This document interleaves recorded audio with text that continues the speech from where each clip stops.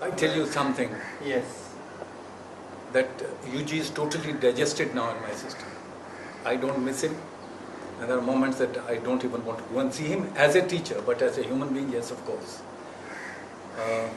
Last time when I met him, every year he comes, there's one particular question I ask him, which I've been pursuing year after year.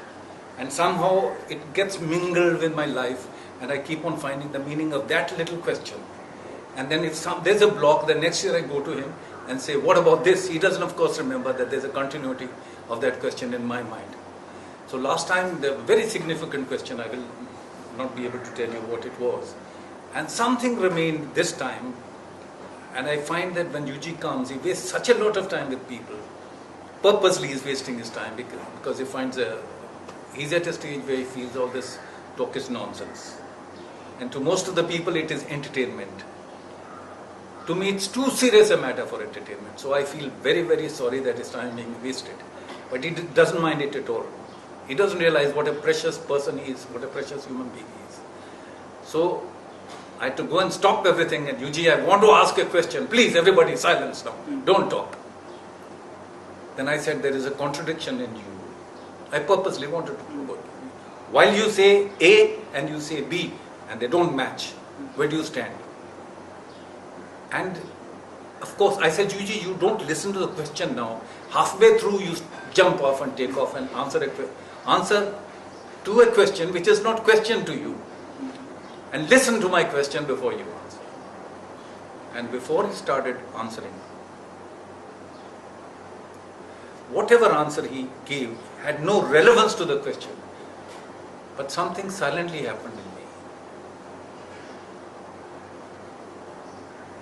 That question fell off. That question fell off just like that. And there was no physical reaction at all. And since that day, the question has fallen off. For me, UG, if you ask me about UG, who's UG, I'll say, what UG are you talking about? Who's UG? I don't know. I'm not competent enough to talk to him. And secondly, I don't want to become a medium. I can't be a mediator between you and UG. And most of the people you talk to about UG, they're bound to misunderstand him. The biggest of human beings on this earth are going to misunderstand him. It's not easy to take UG as he is. And therefore, I wish he clarifies a lot of things, a lot of mess about religion, because I feel there is a basis to a lot of things that happened in this country, and there is a meaning to it, and he has to make fun of them and destroy them before you really find a real meaning to it. And I just wish that he devotes a little time before he goes away from this earth to clarifying some of the things that are never going to die in this country. People not going to push off. And if there is any real meaning to those things, the only man who can bring them out is UG. But he doesn't want to do it because it's very dangerous. If a man comes out of tradition to ask a question and he answers not in the negative, he's going to stick to that tradition which UG dreads. He wants to destroy all tradition. He wants to destroy. In fact, he's right. He's the greatest non-teacher teacher on this earth. Yes. Greatest non-guru guru. He doesn't want to be a teacher. Yes. And doesn't want to give you everything. What he wants is to take away everything. Now he coined another word, garbage, which is very, very significant because all knowledge is garbage ultimately. Everything's stuffed into you. But the whole tragedy is when the garbage is moved out of you, the world is removed out of you. Yes. And you become kind of a garbage to the world because world starts appearing as a garbage. And to function in this garbage becomes a little difficult. So all the things we feel about ourselves, we're better than other human beings, we are spiritual, we have questions which other people don't have, we are seekers, we have goals, we are spiritual, all that nonsense falls off. When it doesn't fall off, you realize it's nonsense. The moment you realize it's nonsense, it falls off. Yes. And when it falls off, what remains with you is the misery of your existence. You call it misery or you don't call it misery, but that's what it is. You call it boredom, you don't call it boredom. You call it drive or you call it non-drive, but the drive is goes away. For 99% of the things, drive goes away.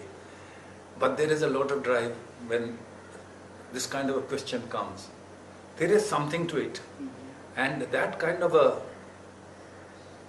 revolution can be brought about on this earth by a few people who understood you. I don't think the understanding is the word. Understanding is not the word. There is an understanding, but we are not trying to understand, we're covered. And UG tears it apart, but you can't see him tear it apart. Yes. But it is there, that process is all, his presence is there, his words, and then if you're serious enough, they haunt you later. Yes. And you're not conscious of them, somewhere they're working in you. Yes. And later on, when you want to think of the same question, or you want to pick up a book of UG to read, you read half a page and you throw it off, what garbage you say. Yes. Even UG looks like garbage most of the time. And I'm very happy with that. I'm extremely happy that, to me, if I never see UG again after this, I'll have no regrets. I think UG has done his work on me. And I got what I wanted. I don't know, I shouldn't say I got. I Happened. lost everything that I should have lost. I'm a totally contented man. And the greatest fortune in my life was that I met a man called UG. Otherwise, I would just wasted my life.